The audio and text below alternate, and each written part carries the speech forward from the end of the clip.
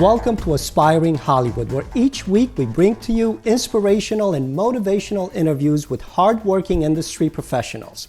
This week I traveled to Chicago to meet up with a very dedicated television producer who specializes in producing television programming for the ethnic community. This is important to know because there's so many ways to get real working experience and break into the business by tapping into areas most people would not be interested in.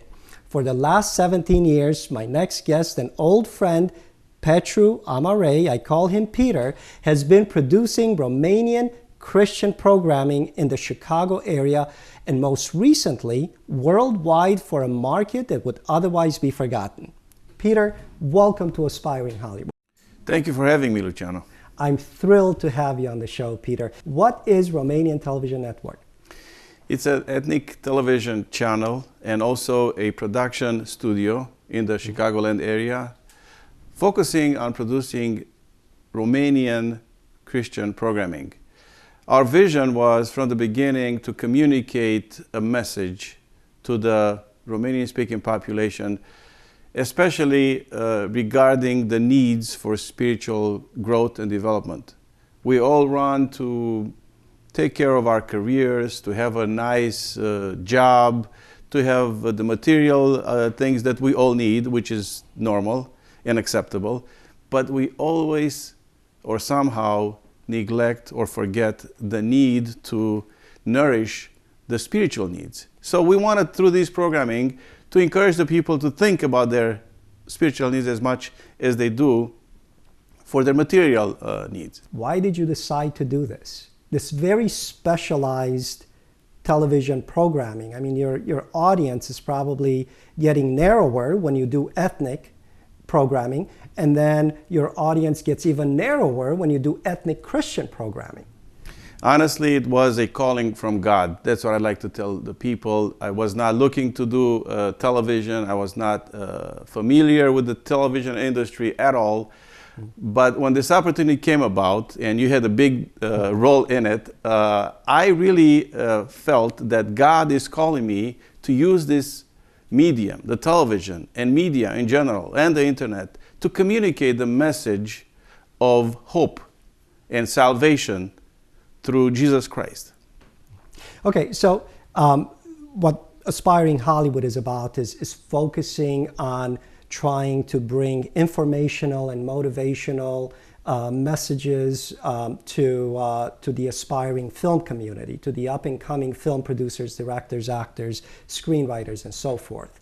And a lot of times, people that are not familiar with the industry aspire to be to write, to produce, and so forth, but they just don't have the means. They don't have the knowledge or the experience or the connections to get into the business, right? So then, would you say that what you're doing would be a good way of getting experience in working the camera, working behind the camera, and perhaps in front of the camera? I think that everyone that wants to tap into this industry, they should really question their motivations, their vision, and their commitment. It is very difficult to penetrate this industry, and if you're not committed, if you don't have a clear vision, and if you're not passionate about what you're doing, it's very difficult to do it, even in an ethnic television channel. But I would encourage anyone who is interested and who feels like he's called to get involved in this, or has a vision or a passion, to question their motivation. If it's purely fame and money, they should really think twice, because they'll be disappointed. It's a long way, and you know that better than me, to reach that level of glitz and glamour, as they say. Right, and I agree with you. The thing is that passion is very important to have, right? But you can have all the passion in the world. If you don't have the financial backing, then it's a lot more difficult. I mean, that's not to say that that you can't do it. You can, because we had previous guests on the show that produce short films and so forth for $1,800, for example, let's say, or $2,000. So it's possible to do it, but how do you finance your shows? I mean, this is what the audience is probably interested in knowing, how do you finance, how do you keep it going? And you've done it for the last 17 years. Well, I think it's important to say that I have a very rich partner. And you always have to have a partner behind you. It's either a partner that has the money in the bank or a partner that you trust that has the money unlimited. In my case, I started with zero budget, with no experience in this industry whatsoever. And I had a trust in a partner that I call God that was very faithful to me. He didn't give me $100,000 up front. He didn't make any promises, but he always made sure that I have enough to cover my next production, my next project. And now to be able to say that from a half an hour TV production that we started 17 years ago to broadcast 24/7 and have a committed, dedicated 24-hour television channel is really something that even amazes me, and I can't take the credit for it. And I will say it again, it is my partner, not me. That is truly a remarkable thing, that for the last 17 years you didn't have any real financial sponsorship or anything like that, and somehow you made all this. And by the way, we're in the RTN studios right now, and we'll show a couple of clips in a second of the studio. But tell me about the show, and what does a typical Romanian television network show look like? We have a variety of programming. One of the shows that I produce and I'm directly involved in is called Face to Face. It's a talk show, and we're talking about people from different backgrounds, about their life experience, about their success, their failures, and we're trying to learn from their own experience, and especially people that struggle and they succeed or somehow find solutions and hope through their crisis. And this is one of the shows. And we also have a news program. We have programs that we take from other producers, independent producers. To broadcast 24/7 doesn't mean you produce all the programming. So you have to acquire some of them. And we acquire different programming from other stations from Romania, plus whatever we can produce locally here in Chicago.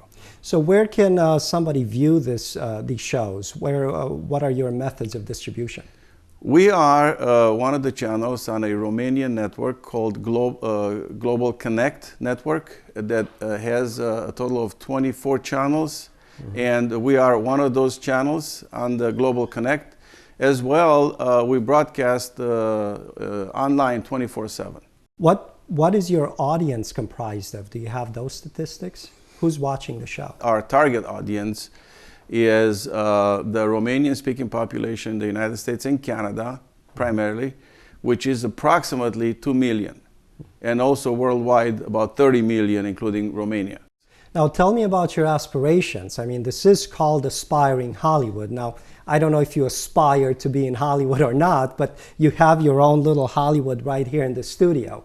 First of all, I don't have any Hollywood aspiration. I don't visualize myself being in Hollywood except visiting.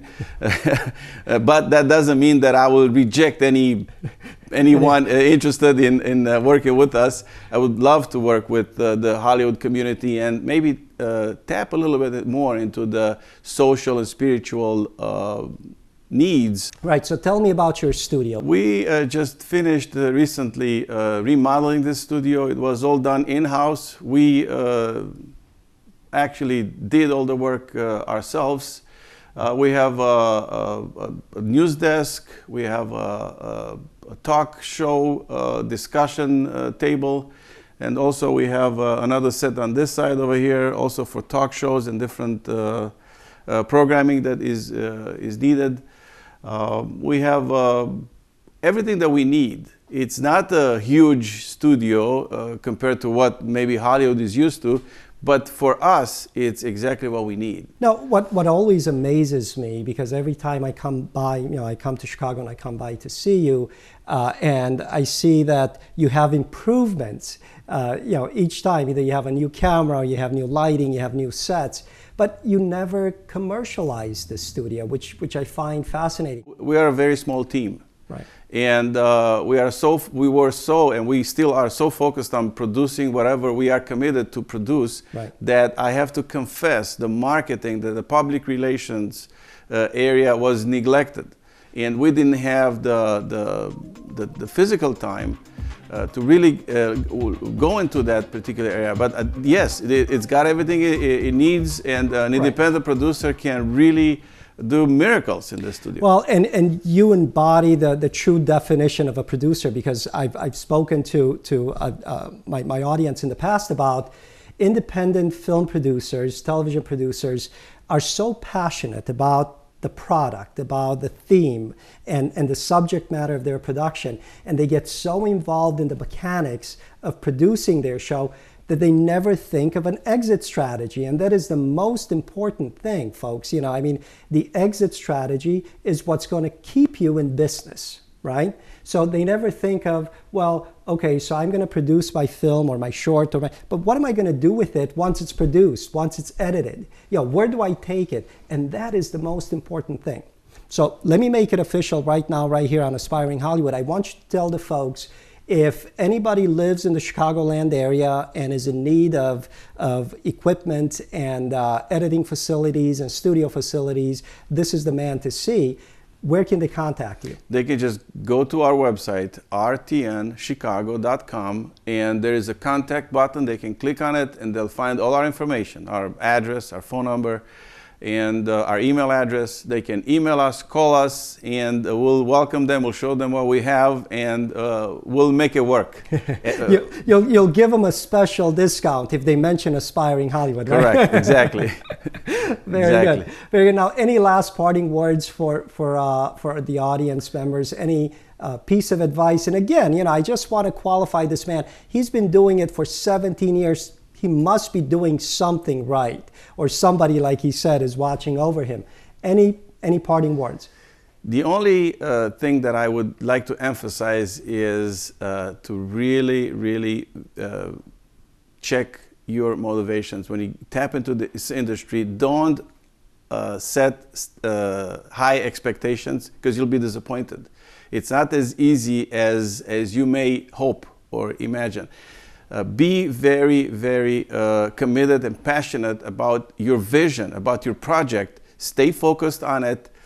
Revisit your motivations. If they're selfish, chances of success is going to be diminished tremendously. If there is some kind of a motivation that also takes into the account the social, cultural, or other people, or even the benefit of spiritual benefits, chances of success, in my opinion, and this is proof, our situation here is the fact that we try to put others first. And there's a passage in the Bible, and I'd like to quote that if I could, on this Aspiring Hollywood program. Seek the kingdom of God and His righteousness, and all the other things will be added unto you. I paraphrased a Bible verse, but it's a simple principle. Care about others first, and you'll see that whatever you need will come along. And that is so true, because if you chase the glitz and the glamour and all that, is not as productive, if at all productive, as it would be if you chase your craft and you try to improve your craft and you have the passion and you just keep on working and doing the right thing. Well, Peter, thank you so much for sharing those thoughts with Aspiring Hollywood. We really appreciate you being on the show, and again, it was a thrill to have you. Thanks again. Thank you, Luciano, and all the best to you. Thank you for watching Aspiring Hollywood, and visit us again for more interesting and unique, if not exciting, information of ways you too can break into the entertainment business. Until next time, I'm Luciano Saber for Aspiring Hollywood.